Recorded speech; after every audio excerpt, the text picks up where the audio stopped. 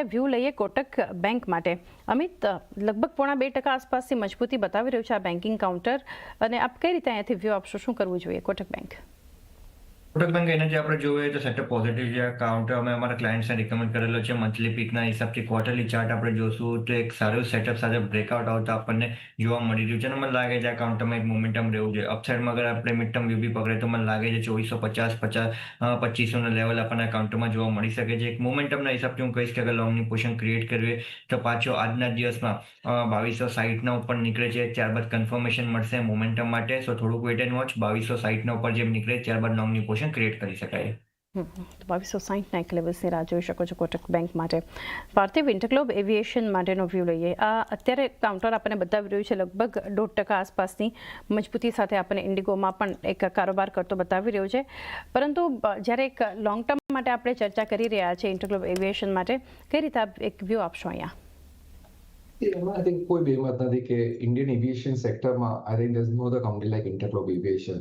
બધા પ્રમાણે I think in terms of જે રીતની એ લોકોની ફ્લીટ સાઇઝ છે, જે રીતના એ લોકોના રાઉટ છે, જે રીતના એ લોકોની yields છે, કોસ્ટ પર એવરેજ સીટ કિલોમીટર્સ છે, અને most importantly I think despite new competition I think એ લોકોએ એમનો માર્કેટ શેર જળવાઈ રાખ્યો છે. અને rather I think now they are focusing more on the international routes, જે પણ વધારે પ્રોફિટેબલ છે.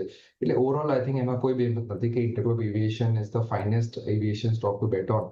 અને on an EV EBITDA multiple basis I think હજુ પણ વેલ્યુએશન્સ એટલા બધા સ્ટ્રેચ કે એક્સપેન્સિવ નથી, because of the continuous growth જે કંપનીએ બતાવ્યું છે. અને ખાસ કરીને આઈ થિંક આગળ જતા અમને લાગી રહ્યું છે કે બીકોઝ ઓફ ધ ફેક્ટ કે ઓઇલ ઘણું રિઝનેબલ રહ્યું છે, એવિએશન ટર્બાઇન ફ્યુલમાં મેજર સ્પાઇક્સ આપણે જોયા નથી, તો that are all positive science to play the aviation theme. અને H2 દર વખતે આઈ થિંક સિઝનાલિટીથી બેટર હોય છે for the aviation counters.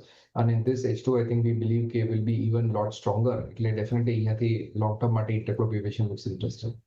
Long term માટે એક વ્યૂ ઘણું પોઝિટિવ અહીંયાથી ઇન્ટરગ્લોબ એવિએશન માટે જોઈ રહ્યા છે.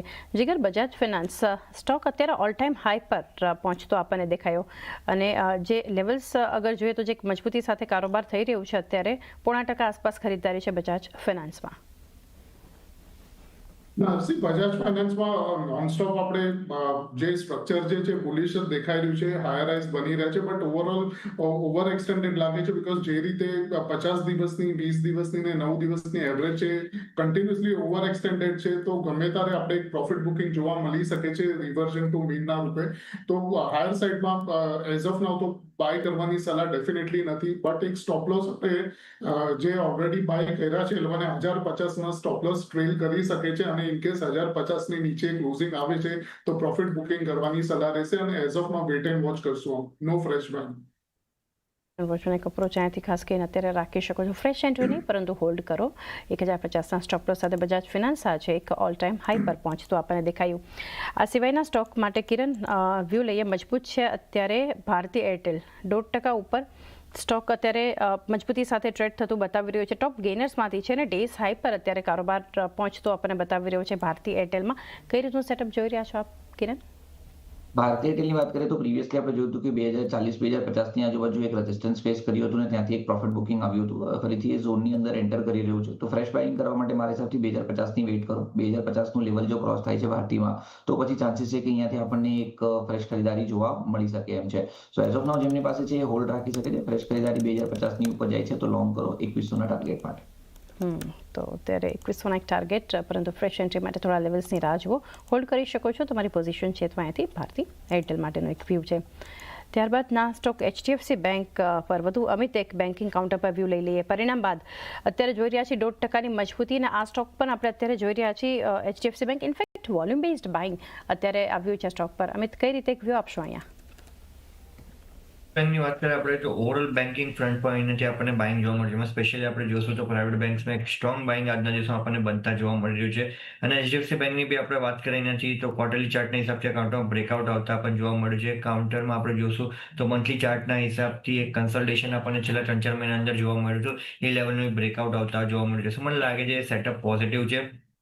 અપસાઇડનો ગેમ પાછો આજના દિવસમાં નેક્સ્ટ 1 થી 2 દિવસ અંદર આ કાઉન્ટર 1025ના ઉપર નીકળે છે. ત્યારબાદ લોંગની પોઝિશન ક્રિએટ કરવી છે. એના ઉપર જેમ નીકળશે 1025ના ઉપર જેમ સ્ટેબલ થશે, ત્યારબાદ મને લાગે છે કાઉન્ટર 1060-70 સુધી જવાની જગ્યા બનાવશે. કે જે 60-70 સુધીના એક લેવલ્સ પણ HDFC બેંક બતાવી શકે છે. પાર્થિવ, વધુ એક સ્ટોકમાં આજે આપણને ઓલ ટાઈમ હાઈના લેવલ્સ પહોંચતા દેખાયા. કંપની છે TVS મોટર, ત્યાં પણ આજે એક નવા લેવલ્સ આપણને પહોંચતા બતાવ્યા અને અત્યારે પણ સ્ટોક જોઈ રહ્યા છીએ 0.5% એક મજબૂતી સાથે ટ્રેડ તો થઈ રહ્યો છે, પરંતુ જ્યારે લાંબા ગાળા માટે ચર્ચા કરી રહ્યા છીએ, કઈ રીતે સલાહ આપશો TVS મોટર પર?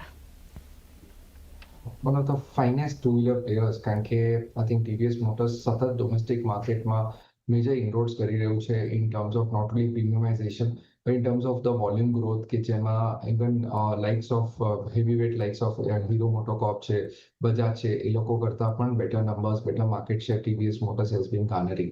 More importantly, iQube એ લોકોનું જે EV two-wheeler vehicle ફોરે છે ત્યાં પણ now they are market leaders અને more importantly I think definitely જે ટેકનોલોજી યુઝ કરે છે અને જે રીતને ઓપરેશનલ એફિશિયન્સી હવે TVS Motors બતાડે છે, consistently we are seeing double-digit EBITDA margins which are inching up all through the time. એટલે એવા સંદર્ભમાં I think આ કંપની ભલે એક્સપેન્સિવ છે on the face of it but it is extremely well positioned for long-term wealth creation અને long-term માટે અમે definitely bullish છે. લોંગ ટર્મ વ્યૂ એક બુલિશ આપણને એક TVS મોટર માટે બનતો જોઈ રહ્યા છે. જીગર, હીરો મોટોકોર્પ આ જ સ્પેસમાંથી, કારણ કે આ કંપનીમાં 52 વીક્સ હાઈ બન્યા છે. TVS motor all time high પર ને હીરો મોટોકોર્પ 52 વીક હાઈના લેવલ્સ અત્યારે ત્યાં પણ 0.5%ની ખરીદારી બનતી જોઈ રહ્યા છે. કઈ રીતે વ્યૂ આપશો સેટઅપ પર? અગેન ઓવર એક્સટેન્ડેડ છે બીકોઝ જે રીતે આપણે નોનસ્ટોપ મૂવ જોયા છે 3,500 થી 5,700 વિધાઉટ એની એક પુલબેક જ નથી કશે પણ. અગર આપણે જોઈએ તો આની અંદર એટલીસ્ટ ઓલરેડી કોઈના બાય છે તો એક પ્રોફિટ બુકિંગ કરવાની સલાહ રહેશે કરંટ ભાવેથી લઈને 5,800 ના ઝોનમાં, બીકોઝ પ્રીવિયસ રેઝિસ્ટન્સ પણ ત્યાં આગળ જ દેખાડી રહ્યું છે. અરાઉન્ડ લેવલ્સ છે 5,850 ના અને ડેટ હતી અપ્રોક્સિમેટલી જૂન 2024 ની. સો આને ચેઝ કરવાની હમણાં જરૂરત નથી. હાયર સાઇડમાં એક પ્રોફિટ બુકિંગ કરવાની સલાહ રહેશે અને પુલબેક નીચે આવે છે એટલીસ્ટ 5,200-300 સુધી, તો ત્યાં આગળ જ આપણે આને બાય કરશું.